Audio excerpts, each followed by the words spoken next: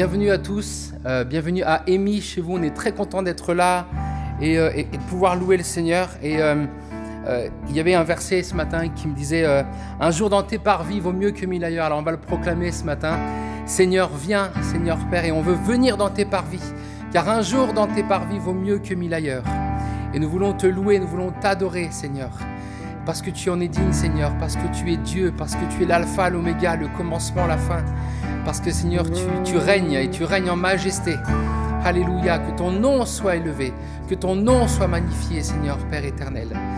Alléluia, c'est une joie de se retrouver. On va pouvoir louer. Amen.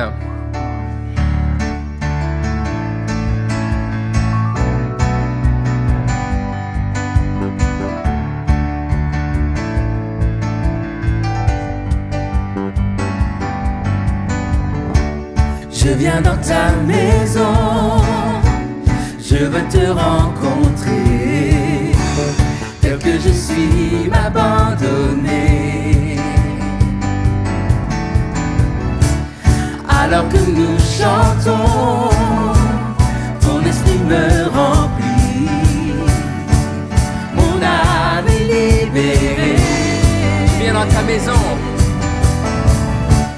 Je viens dans ta maison, je veux te rencontrer, tel que je suis m'abandonner. Alors que nous chantons, ton esprit me remplit, ton esprit me remplit, mon âme est libérée. je te vois, Je te vois, je t'entends, près de moi tu es là. Viens et souffle sur moi. Je ressens ta présence comme un feu, comme un vent. Jésus, Jésus, je veux plus de toi. je viens dans ta maison. Alléluia. Je viens dans ta maison, je veux te rencontrer, tel que je suis m'abandonner. Alors que nous chantons, ton esprit me remplit, mon âme est libérée. Je te vois, Je te vois, je t'entends, près de moi tu es là. Viens et souffle sur moi.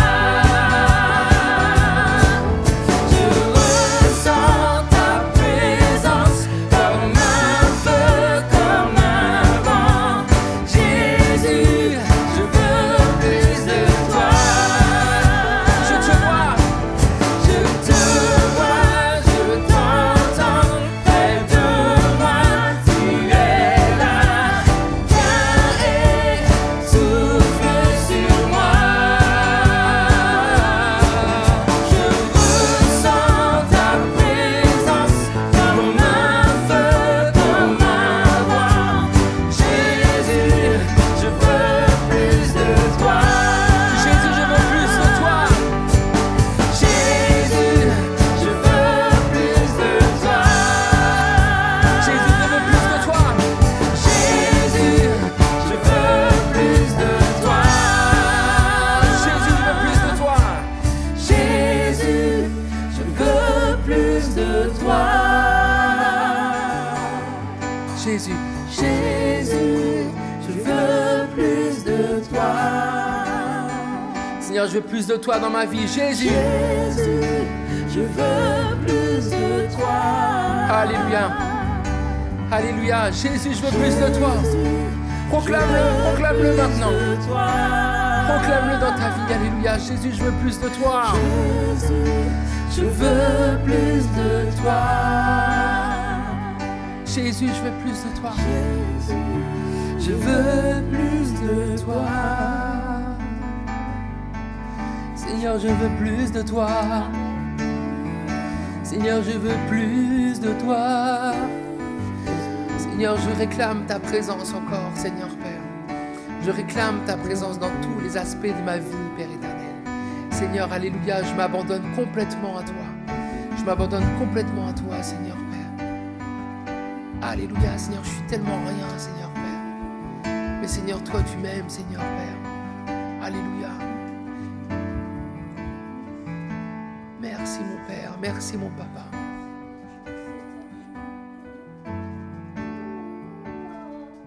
Je veux déclarer que Christ seul me suffit. Christ seul me suffit. Alléluia.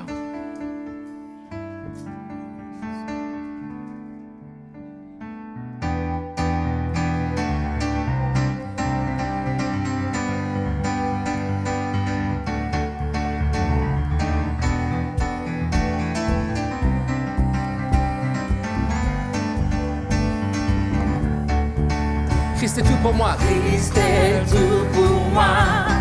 Il est ma récompense. Car il n'y a rien dans ce monde qui puisse me satisfaire. Christ est tout pour moi. Christ est tout pour moi. Il est ma récompense. Car il n'y a rien dans ce monde qui puisse me satisfaire.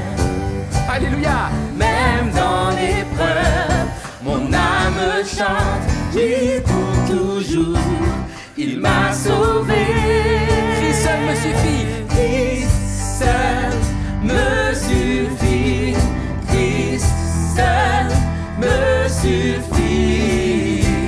Tout ce dont j'ai besoin est en toi. Tout ce dont j'ai besoin. Christ seul me suffit. Christ seul me suffit. Christ seul me suffit. Tout ce dont j'ai besoin est en toi. Tout ce dont j'ai besoin. Christ est mon Seigneur. Alléluia. Christ est mon Seigneur, la joie de mon salut. Et cet espoir est sans fin. Le ciel est ma demeure. Même dans l'orage. Même dans l'orage, mon âme chante. Jésus est là. À Dieu soit la gloire. Christ seul me suffit. Christ seul me suffit. Tout ce dont j'ai besoin est en toi. Tout ce dont j'ai besoin. Christ seul me suffit. Christ seul me suffit. Tout ce dont j'ai besoin est en toi. Tout ce dont j'ai besoin. Alléluia. On va déclarer que nous avons décidé de suivre Jésus. Moi j'ai décidé de suivre Jésus. Oui pour toujours. Oui pour toujours. La croix devant moi, le monde derrière moi. Oui pour toujours. Oui pour toujours. Moi j'ai décidé. Moi j'ai décidé de suivre Jésus. Oui pour toujours. Oui pour toujours. La croix devant moi, le monde derrière moi. Oui pour toujours. Oui pour toujours. Moi j'ai décidé de suivre Jésus. J'ai décidé de suivre Jésus. Oui pour toujours. Oui pour toujours. La croix devant moi, le monde derrière moi. Oui pour toujours. Oui pour toujours. Moi j'ai décidé. Moi j'ai décidé de suivre Jésus. Oui pour toujours. Oui pour toujours. La croix devant moi, le monde derrière moi. Oui pour toujours. Oui pour toujours. Est-ce qu'on peut acclamer ensemble le Seigneur? Alléluia. Acclamons ensemble le Seigneur. Oui, tu peux l'acclamer aussi, toi qui es chez toi, avec ta famille, avec tes enfants. Acclame le roi des rois. Acclame le roi des rois. Alléluia. Nous t'acclamons, Seigneur.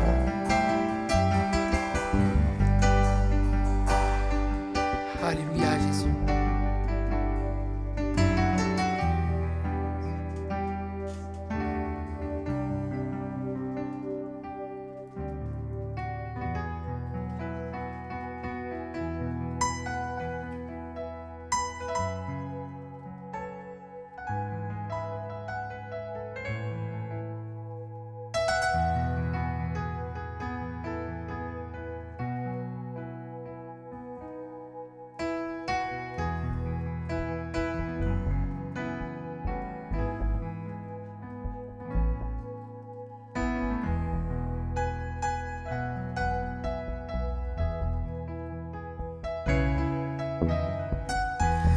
J'entre dans tes portes,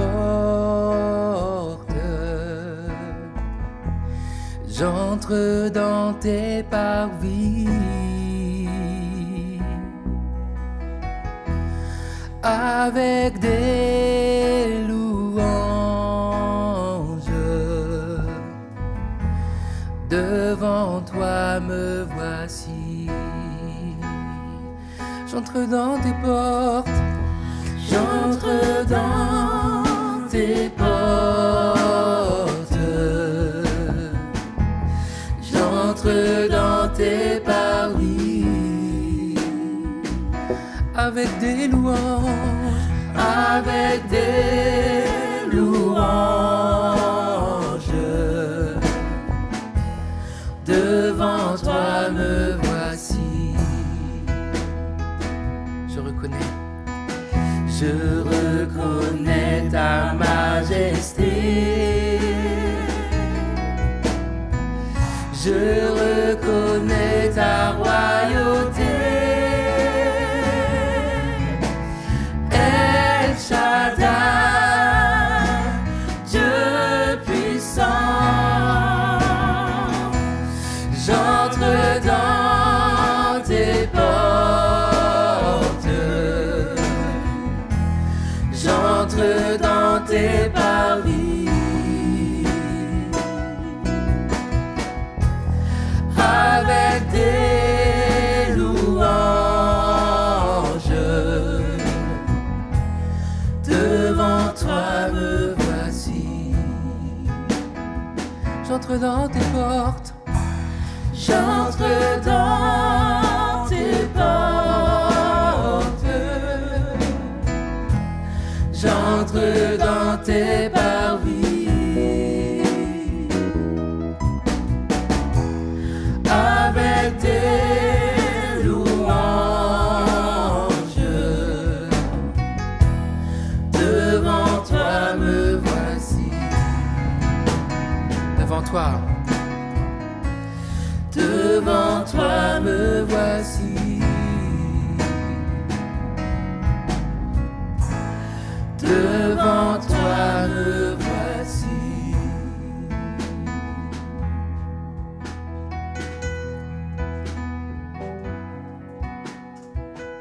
Alléluia. Alléluia, Seigneur. Seigneur, tel que nous sommes, nous voici devant toi, avec nos imperfections, avec qui nous sommes, et tu nous connais mieux que nous-mêmes. Et Seigneur, nous voulons, oui Seigneur, entrer dans tes parvis. Seigneur, nous voulons, Seigneur, à nouveau, Seigneur, que tu touches, Seigneur, que tu touches nos cœurs. Seigneur, que tu nous parles encore, Seigneur. Seigneur, que tu puisses ouvrir nos oreilles, Seigneur Jésus, et que l'on puisse t'entendre.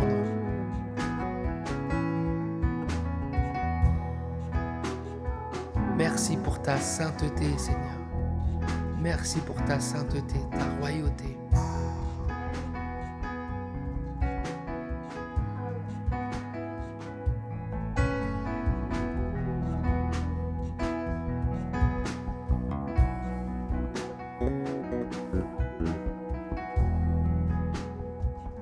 Alléluia, Seigneur.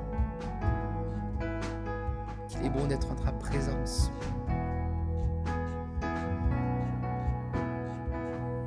Alléluia, Seigneur. Amen. Alléluia. Amen.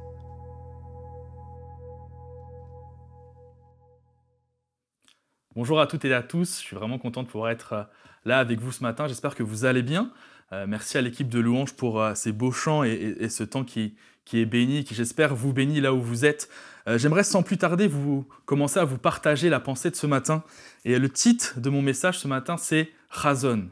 Alors vous allez vous demander qu'est-ce que ça veut dire, on va y venir. Mais on est dans la thématique connexion, une thématique où on se partage ensemble des secrets concernant le lieu secret. Et ce matin, vraiment, j'aimerais vous parler de ce mot, du mot « Chazon », qui s'écrit « Chazon », mais qui se prononce « Chazon ».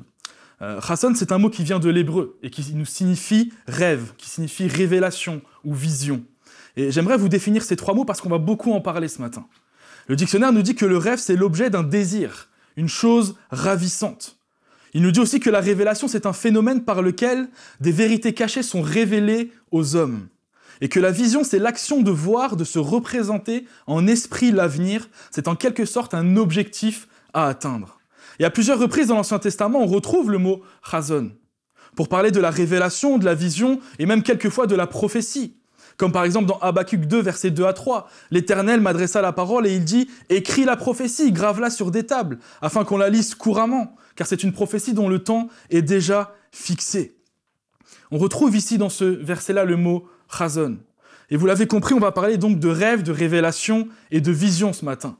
Alors vous allez peut-être vous demander quel est le lien avec le lieu secret, et je vais y venir. C'est un sujet qui est vaste, qui est complexe, et donc vraiment ne vous attendez pas à une étude profonde, biblique. Ce matin, j'aurai pas le temps d'aller en profondeur dans ce sujet-là, mais j'aimerais simplement nous aider à comprendre ce matin qu'il y a un secret puissant, en lien avec le lieu secret, concernant les rêves et la vision que Dieu peut mettre dans nos cœurs concernant notre vie. Beaucoup de gens ont une idée trop limitée, trop étroite de la manière dont Dieu veut nous parler ou nous accorder un rêve ou une vision. Certains s'attendent à voir un ange venir dans leur chambre et leur parler audiblement. Certains vont s'attendre à quelque chose de différent, à voir peut-être des mots s'inscrire sur leur mur. D'autres s'attendent à ouvrir leur Bible au hasard et tomber sur le verset qui va confirmer ou qui va déclencher en eux une réaction. Ou d'autres encore s'attendent à entendre une voix audible leur disant d'une voix forte et d'une voix grave « Voici le rêve ou la vision que j'ai pour ta vie ». Et il est vrai que quelquefois, Dieu nous parle d'une manière un peu plus mystique, d'une manière un peu plus surnaturelle. Et on voit que dans la Bible, tout ce que je viens de dire là, certaines personnes ont déjà vécu ça. Ont déjà vécu cette manière-là d'entendre Dieu leur parler de cette manière, mais en aucun cas on peut en faire un modèle. En aucun cas on peut en faire une règle pour recevoir de Dieu un rêve, une vision ou même une prophétie dans notre vie. Je me rappelle pour ma part, lorsque j'ai rencontré Jésus, que j'ai ressenti très rapidement et très fortement l'appel à servir Dieu dans le ministère, à vouloir prêcher la parole de Dieu. Et j'ai commencé alors ce que j'appelle un périple de prière, où à chaque soir je crie à Dieu « Seigneur, révèle-moi si c'est ta volonté. Si ce que j'ai sur le cœur c'est ta volonté, révèle-le-moi. » Et chaque soir, je me souviens prier presque en pleurant, d'avoir une révélation extraordinaire, surnaturelle, même voire des fois mystique de Dieu. Et je m'attendais réellement à voir un ange descendre dans ma chambre et ouvrir ma Bible et tomber sur un verset qui viendrait me dire « Oui, c'est ça ton appel. » Et ça a été vraiment éprouvant pour moi de voir que Dieu ne voulait pas me parler de cette manière-là. Jusqu'au jour où j'ai compris que si cette chose-là, si ce rêve-là, cette vision-là était dans mon cœur et que cette vision ne correspondait pas forcément à des rêves classiques, à des choses humainement qui donnent envie, et que cela restait fortement en moi, peut-être que c'était Dieu qui avait mis ce rêve-là en moi, ou cette vision-là en moi. Puis avec le temps, j'ai pu voir que j'étais à l'aise avec la prédication, que j'avais de plus en plus envie et que je développais des capacités là-dedans. Et j'ai vu que l'Église aussi reconnaissait mon appel là-dedans. Et ça a été pour moi comme ça que Dieu a confirmé le rêve et la vision pour ma vie. Et Dieu, on voit dans la Bible que Dieu parle de différentes manières. Et on peut le voir maintenant, si vous le voulez bien, plusieurs exemples. On voit que Dieu a donné à Joseph son rêve au travers d'un songe. Le lendemain, on voit, après que Joseph ait reçu son songe, on voit Joseph se précipiter auprès de ses frères pour leur raconter ce rêve. Et Joseph avait cette vision, ce rêve que Dieu ferait de lui un homme d'influence. Et on voit quelques années après que le Seigneur l'a réalisé. Moïse, lui, ça a été encore différent. Moïse a entendu une voix au travers d'un buisson enflammé. Et lorsqu'il s'est soumis à Dieu, Dieu lui a révélé qu'il allait faire sortir tout un peuple de l'esclavage et qu'il allait les diriger. On voit encore Néhémie. Lui, c'était encore bien différent. Lorsque Néhémie a eu l'autorisation de retourner à Jérusalem, alors qu'il était en captivité, il a reçu son rêve et sa vision pour sa vie en regardant simplement les ruines de la ville. Son chazon, si je peux dire, lui a été communiqué au travers d'un fardeau. Et je pourrais continuer avec d'autres hommes ou femmes de Dieu, et peut-être que certains pourraient même témoigner de la façon dont Dieu leur a communiqué un rêve ou une vision pour leur vie. Et la question qui me vient ce matin, c'est de comprendre alors comment recevoir de Dieu les rêves et les visions pour notre vie, en sachant que Dieu parle d'une manière différente à chacun. La Bible nous dit même que faute de vision, faute peut-être même de rêve, le peuple périt ou que le peuple vit sans frein. On voit donc l'importance pour nous de recevoir de Dieu une vision, un rêve pour notre vie. Un pasteur et écrivain célèbre américain qui s'appelle Greg Rochelle nous parle du rêve et de la vision en nous expliquant que cela découle de 3 choses que je trouve vraiment intéressantes et j'aimerais vous en parler ce matin. Ces 3 choses, ce sont les dons et les capacités spirituelles, ce sont les expériences passées et vécues, et ce sont ce qu'il appelle nos valeurs fondamentales, et je vais vous expliquer ce qu'il veut dire par là. Il dit qu'en gros, Dieu va utiliser ces 3 notions, ces 3 choses, pour nous amener à entrer dans le rêve et la vision, le plan qu'il a prévu pour nous. Pour résumer, le point de convergence de ces 3 choses, c'est le chazon. Alors regardons ensemble, si vous voulez bien, ces 3 points, et j'aimerais commencer par nos valeurs fondamentales. Lorsque Dieu nous a créés, Dieu a mis des choses en nous. Dieu a mis des rêves en nous, Dieu a mis des valeurs aussi en nous, auxquelles on tient profondément. Elles sont profondément attachées à nous. Certains disent même que ces valeurs deviendront des forces motrices pour nous, pour notre vie, tellement elles sont fortes, tellement elles sont présentes dans notre vie. Elles nous révèlent aussi quelles sont nos priorités personnelles. Dans certaines de ces valeurs fondamentales, on trouve des choses communes à plusieurs, même des choses communes à tous les chrétiens, comme la fidélité, comme la passion de la justice, etc., etc. Mais qu'est-ce qui a la priorité dans ta vie ? À quoi renoncerais-tu pour rien au monde ? Et c'est ce qui va représenter pour toi, en fait, tes valeurs fondamentales. Un désir ardent, une priorité absolue. Dieu les a mises en toi pour t'aider à savoir orienter ta vie et le rêve qu'il a mis sur ton cœur.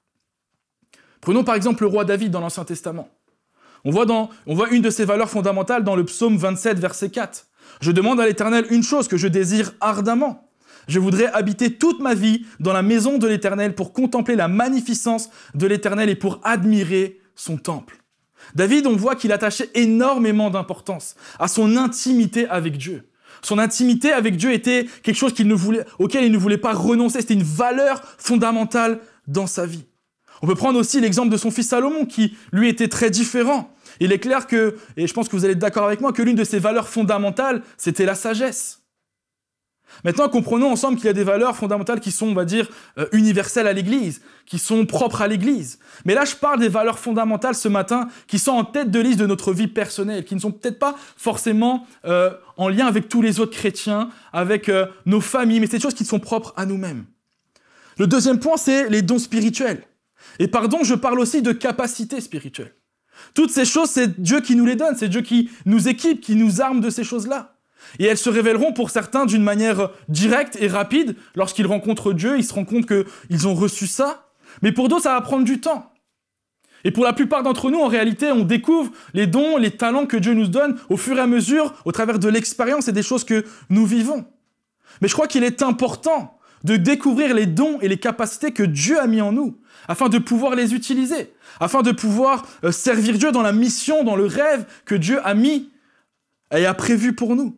Dernièrement, comme beaucoup d'entre vous pendant le confinement, je pense, j'ai commencé à fabriquer un potager chez moi. Alors, j'ai pas du tout la main verte, j'ai perdu tous mes plants de tomates, par exemple.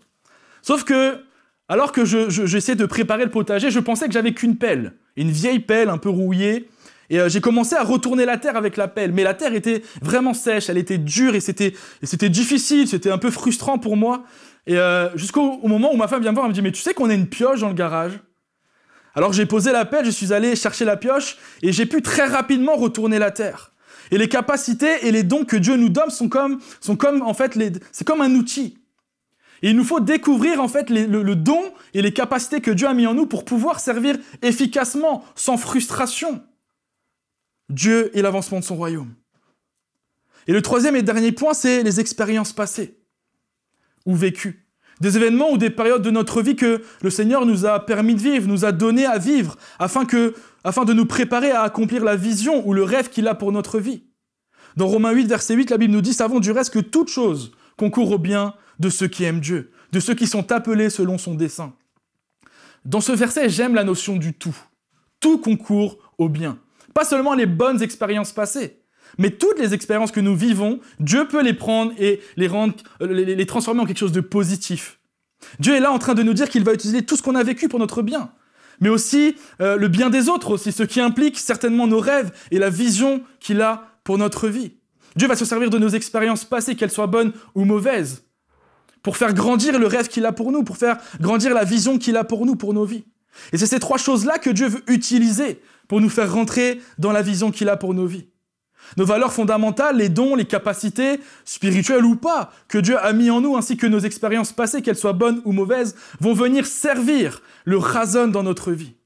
Maintenant, j'aimerais juste rectifier quelque chose concernant la vision et le rêve de Dieu pour notre vie. Il y a un secret extraordinaire que j'aimerais vraiment vous partager.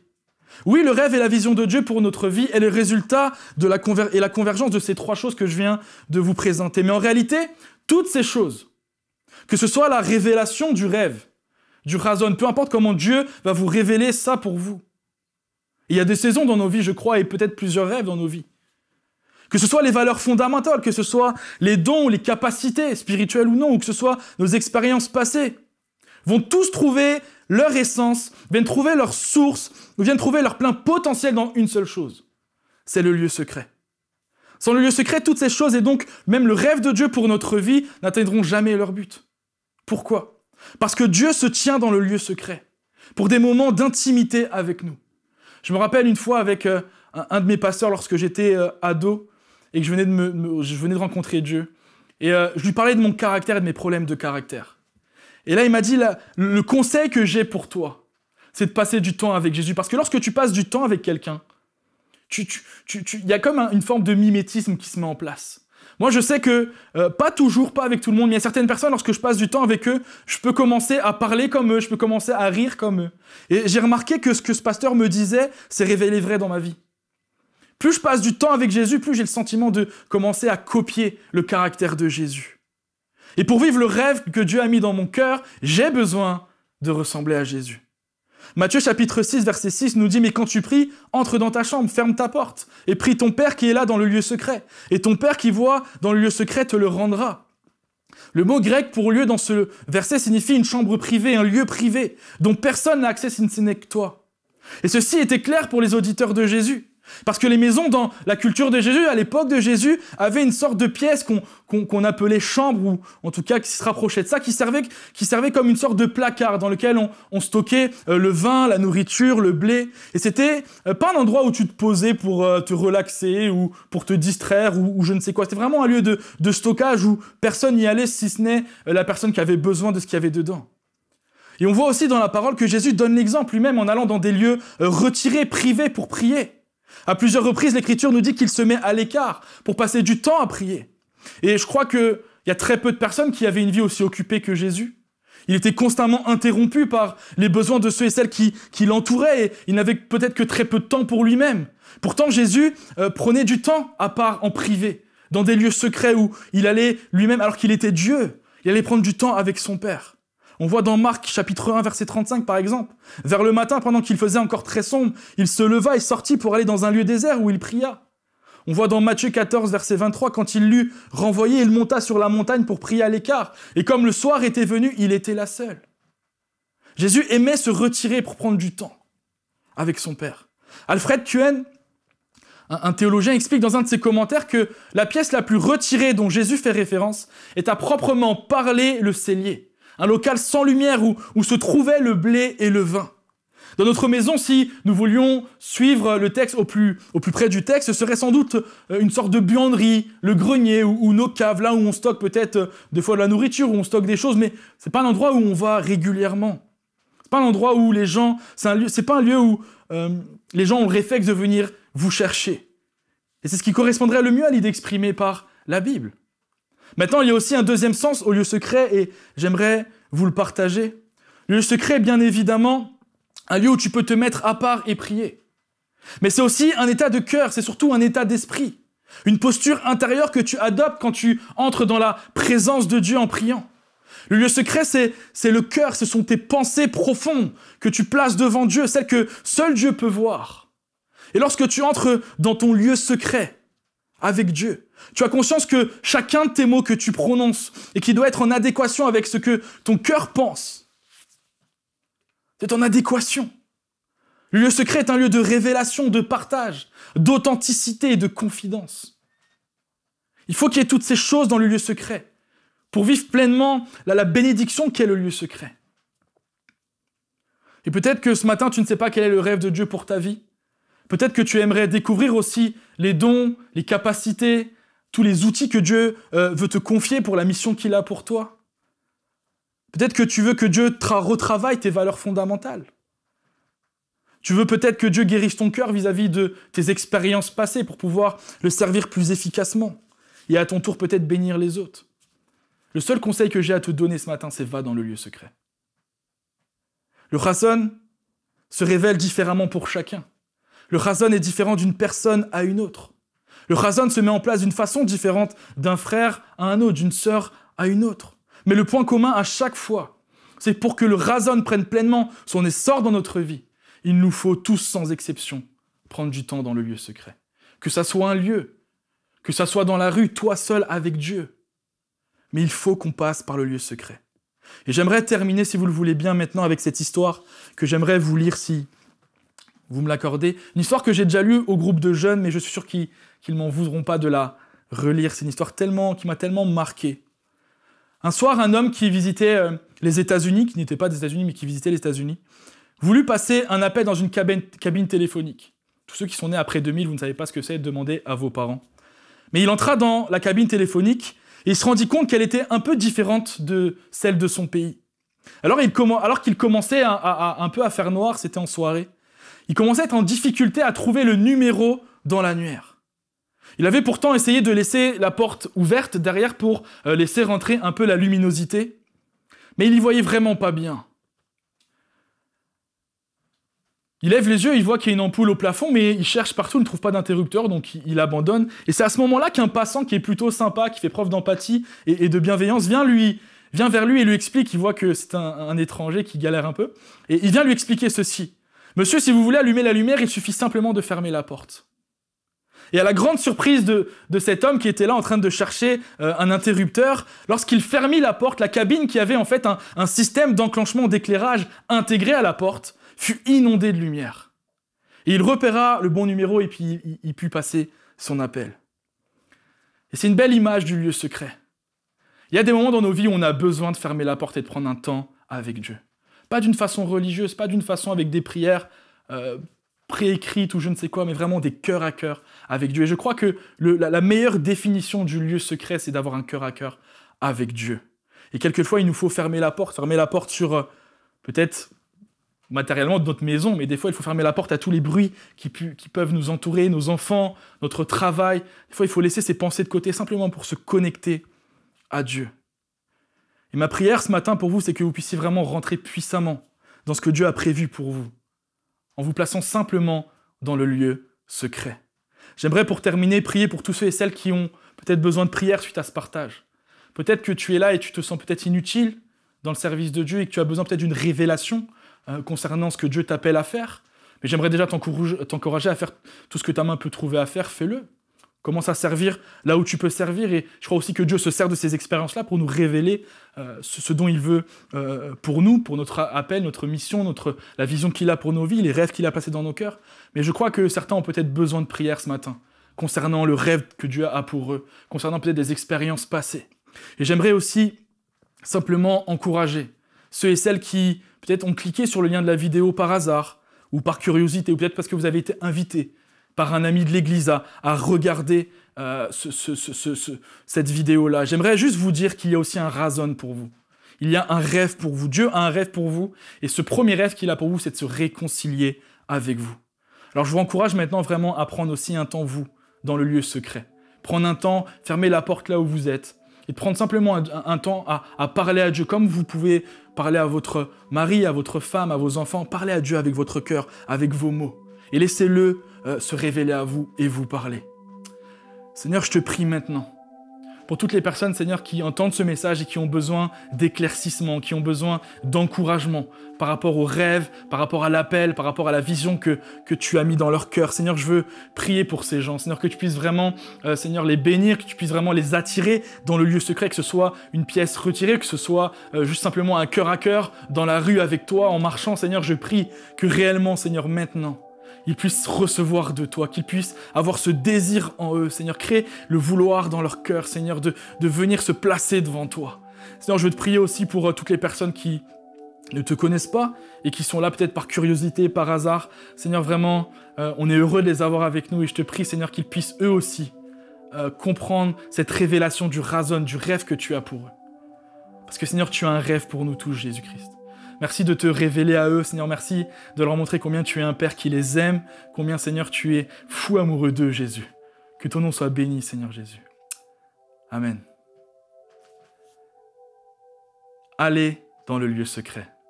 Que Dieu vous bénisse et on vous dit à dimanche prochain. Merci, chers amis, d'avoir participé à ce culte de célébration en ligne émis chez vous. Vous avez sans doute apprécié la présence, l'enrichissement de l'équipe Louange avec nouveaux choristes, nouveaux musiciens. Et j'aimerais vous préciser que, bien sûr, toutes les règles sanitaires ont été respectées. Nous nous réjouissons aussi des nouveaux et nombreux auditeurs qui nous ont rejoints sur notre chaîne émis chez vous. Pour ne manquer aucune de nos vidéos, pensez à vous abonner à notre chaîne YouTube Église Me et aussi à liker le petit pouce bleu. J'aime cette chaîne. Donc c'est très important que vous puissiez le faire. Une information importante que je souhaitais aussi vous partager à propos de Nouvel Espoir. Vous savez que dans le contexte de crise sanitaire actuelle, notre cœur, notre compassion s'adresse tout particulièrement à ceux et celles qui sont touchés par cette crise. Et cette crise sanitaire aujourd'hui sera une crise sociale demain.